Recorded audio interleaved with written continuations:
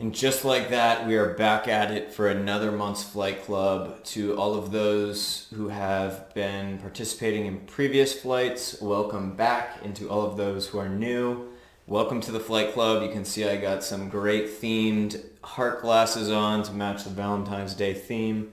Some nice red decor. And with that being said, we're going to hop right into this month's tasting. We will be starting things off this month and we'll taste Hands Off My Chocolate's Red Velvet White Chocolate Bar.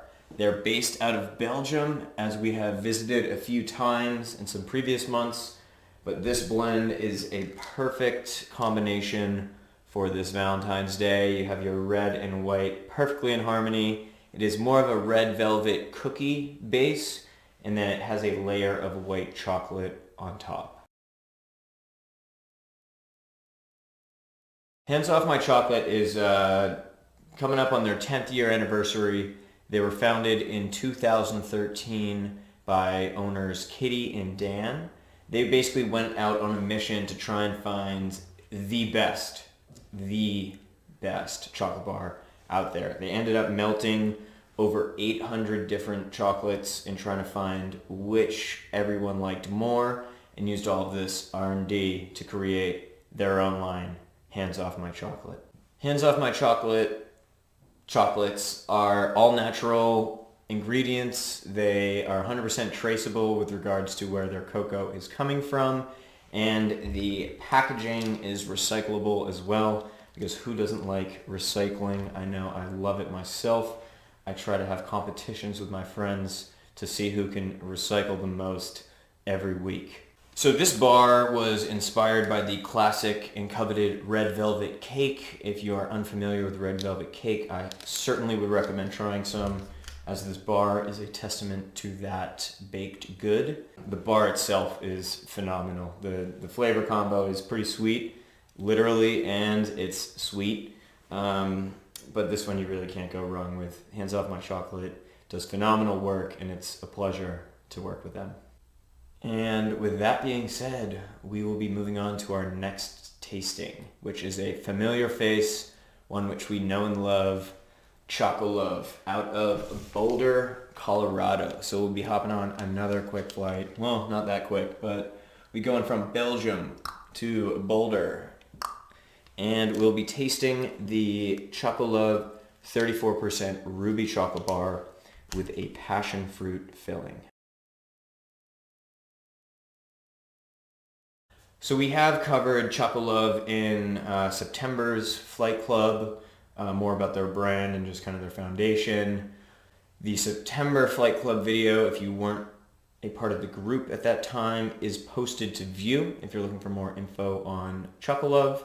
But this bar in particular we wanted to include as, you know, it's the month of love, and Choco Love, and, you know, passion fruit and ruby chocolate. It's just the whole love package. Not to mention, every Chocolove bar has a love poem written on the inside of it. So it's really tough to find a better bar for, you know, Valentine's Day season than what we have right here. We did cover Ruby Chocolate a bit back in September. Although if you aren't as familiar with it, it is the fourth chocolate type made from the Barry Callebaut company. So, you know, it is pink in appearance, but there are no artificial colorings or preservatives or anything like that in the chocolate. It is using the ruby cacao bean, and through their, you know, patented process, it yields a pink or ruby colored final product. Passion fruit is a bit, you know, sweet, a little tart on its own. This flavor combination does work excellently together. All right, so this next flight we will be staying domestic for the chocolate maker, although, you know, we'll have to take a quick pit stop internationally to procure some single origin beans. So we will be going from the Boulder area to Asheville, North Carolina, and we'll be tasting French Broad Chocolate's 80% dark chocolate bar, single origin, Costa Rica. French Broad Chocolate has a pretty interesting story behind it. So the founders, Dan and JL, or I will refer to as D and J, they took a trip to Costa Rica back in 2003. And shortly after arriving, they realized their old lives in the Midwest really was not cutting it. They bought a 40-foot vegetable oil run bus. And they purchased an abandoned cacao plantation and, got to work basically. They started focusing on actually farming cacao in Costa Rica. Fast forward a little bit and they open a shop down in Costa Rica called Bread and Chocolate, which opened in 2008. That location in Costa Rica, Bread and Chocolate, actually still open to this day in 2022. So after they had sold their bread and chocolate shop in Costa Rica, they actually came back to, for the first time in their timeline, they discovered Asheville, North Carolina, and had started creating a new facility there. So the company is actually located on the French Broad River, thus French Broad Chocolate. And their packaging is pretty phenomenal as well. You can see they have kind of what looks like if you're unfamiliar, it looks like a whole bunch of random, but it is actually a topographical map or snapshot of one, over that region. You can see the river going through it as well. We wanted to include the Costa Rica bar as it is, the truest blend to French Broad's roots as you really can come across. So D&J had actually lived in Costa Rica themselves for 2 full years in the jungle areas. But this is really, the start of French Broad Chocolate came from the Costa Rica trip. This bar has a, more or less earthy aroma. It's at an 80% cocoa content, so it is, on the higher side. It is, extremely clean ingredients. There's only cocoa and sugar in this blend. And as we've discussed in months past, use your tasting cards or tasting notes so you can better identify subtle nuances that you're picking up from each Origin's chocolate blend. The described flavor profile of this blend would be almost like a chocolate wafer cookie, and then you will pick up some more tardy secondary notes, almost think red fruit like raspberries. All right, now that we have covered French Broad's 80% single origin Costa Rica, we are heading back to the airport. I guess we might be boarding in Raleigh, and we'll be flying over to the Eureka, California area, as we will be tasting Dick Taylor's 72% Belize dark chocolate bar with vanilla raspberry flavor inclusion.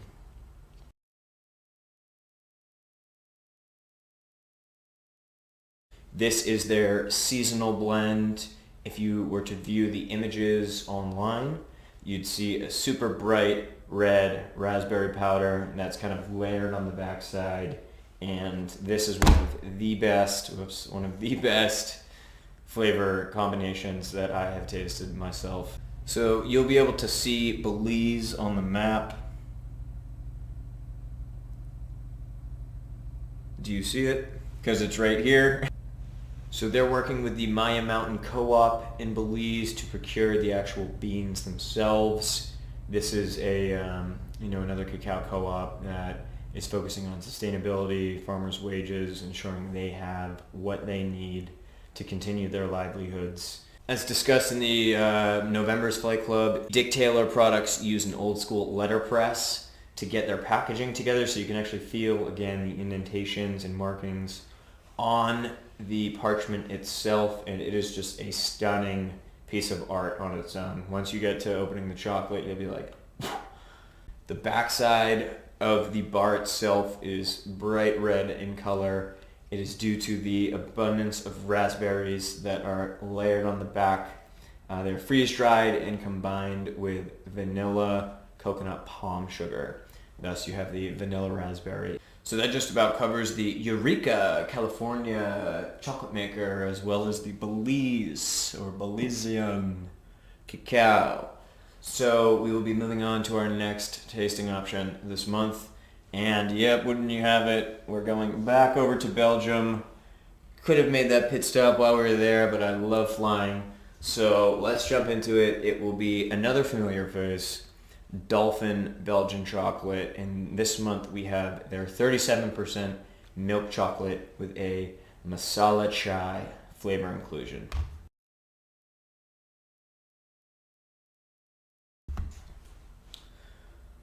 We have covered Dolphin chocolate in September, and this is kind of their new packaging style that is recently released.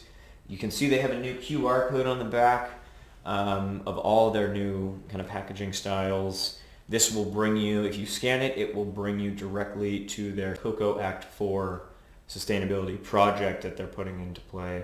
It does have a little kick to it, so be wary if you are not a fan of spice. Dolphin chocolate is known for the art of blending, as they have some of the most flavor inclusions I have seen from a single maker, but all of them hit home runs. So this masala blend is actually a mixture of cardamom, cloves, ginger, black pepper, and cinnamon. So it is kind of, a very unique flavor combination. It does bring a little spice to your life, and Valentine's Day, it does have a milk chocolate base, so you do have some sweet to contrast the heat, but this is an extremely interesting blend. I'm a big fan. I do love all things spicy, but even if you don't love spice, the milk chocolate does subdue it a bit more than, say, a masala blend in a dark wood. So it does leave quite an exotic impression on your palate. And it would be interesting to see, which of those 5 kind of masala spices you might be picking up more than others. Some folks will get, super forward cinnamon and then kind of a lingering black pepper. Some people will be the exact opposite. But with that kind of, array of spice, it can really, really yield some interesting flavor notes. And again, happy that we can include another winner. So now that we have covered our core tastings, we will be moving on to our in-flight treats this month. And we got a pretty good selection of flavors. So enter Conda chocolates. We have a couple minis for you to try to introduce you to some, more made at the source chocolate options. Now producing all of her chocolate from bean to finished chocolate in Ghana, which honestly you really do not see that many chocolate makers making at the source. We have covered MIA chocolate made in Madagascar, as well as Beyond Good chocolate also made in Madagascar, and we have also covered Antidote chocolate made from bean to chocolate in Ecuador, then brought to the States. We have a dark chocolate at a 56%, as well as an extra dark at a 72%. So the 56% is kind of the classic Ghanaian chocolate. Classic chocolate notes. It does have a slightly fruity and cocoa-y base. The 72% is a bit more on the intense side. Conda is also donating a whopping 10% of all proceeds to charitable organizations. So we wanted to give you a good little representation of their dark chocolate blends. Alright, so now that we have covered Conda, we will be moving on to our final in-flight treat, which is, actually, I guess it's 2. But we'll be flying from Ghana to the Rhine area in Germany, and we'll be tasting Reber chocolate, which today what we have for you is a Mozart Kugeln, as well as the Mozart Herzl. Reber has quite a bit of history. They were actually founded in 1865 in the Munich area. 2 chocolates to taste here. They are a bit similar, although slightly different flavor combinations, so I'll break down which is which. Reber puts a large focus on infusing both marzipan and or nougat in their chocolates. These, and actually you can also see there's a picture of Mozart on it, so you can imagine him shredding the piano. So the Herzl, or which I believe translates to heart, is actually a pistachio marzipan that is then enrobed in a dark chocolate layer. And then finally, the classic Mozart Kugeln, which again, you also have little music notes here. So if you want to dance, this would be the chocolate to dance to. Put on some Mozart symphonies in the background and you get a party. So this one actually has a pistachio marzipan, an almond marzipan, a hazelnut praline in the center. That is all enrobed in a milk chocolate, and then that is all enrobed in a dark chocolate. And with that being said, that does just about cover our February's Flight Club package. So until March, where spring is just around the corner, I cannot believe it's February. I can't believe it's past 2019. Honestly, what a world we're living in. But until next month, stay lovable, give everyone love and hearts and affection, because it's the time to do it. Stay cool, keep eating, sleeping, and breathing. Of course, can't forget about chocolate. Cheers.